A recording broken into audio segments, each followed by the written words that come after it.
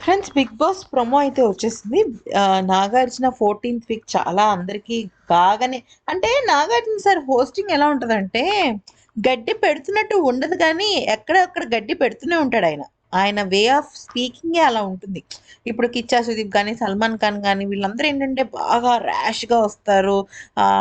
చాలా స్ట్రెయిట్ ఫార్వర్డ్‌గా మాట్లాడతారు.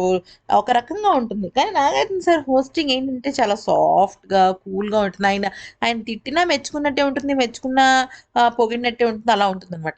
సో, ఇక ప్రేరణ విషయంలోకొచ్చినట్టయితే 11th వీక్ తను బాగా రిగ్రెట్ ఫీల్ అయినట్టు, అంటే కెప్టెన్సీగా తను కొంచెం ఓవర్ ది బోర్డ్ క్రాస్ అయిపోయింది. అంటే అవి సర్దేయడం, ఇవి సర్దేయడం, ఏవేవో చేసేసేయటం. తనకు కొంచెం మైండ్ అంతా గజిబిజి అయిపోయింది.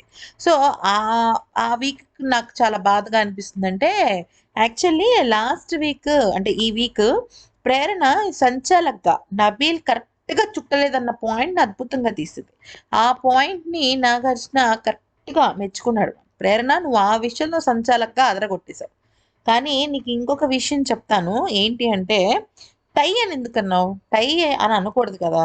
3 రౌండ్‌లు ఉన్నప్పుడు టై అడ్వాంటేజ్ నువ్వెలా తీసుకుంటావు అని చెప్పేసి చెప్పడం జరిగింది. కానీ ఆ రోజు నబీల్‌ది ఈ చుట్టడం అనేది కరెక్ట్‌గా లేదు. ఆ పాయింట్‌ని గౌతమ్, ప్రేరణ ఇద్దరు తీశారు. ప్రేరణ అయితే ఇంకసలు ఆ పాయింట్ మీద స్టిక్ ఆన్ అయ్యి ఉంది కదా!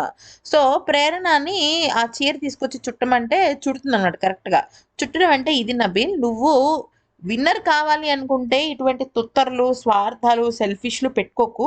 స్ట్రెయిట్‌గా ఒక గేమ్ ఆడు అని చెప్పేసి చెప్పడం జరిగింది. మొత్తానికైతే మాత్రం నాగార్జున సార్ హోస్టింగ్ అయితే అది. ఆయన హోస్టింగ్‌లో కొంత మార్పయితే రావాలింకా.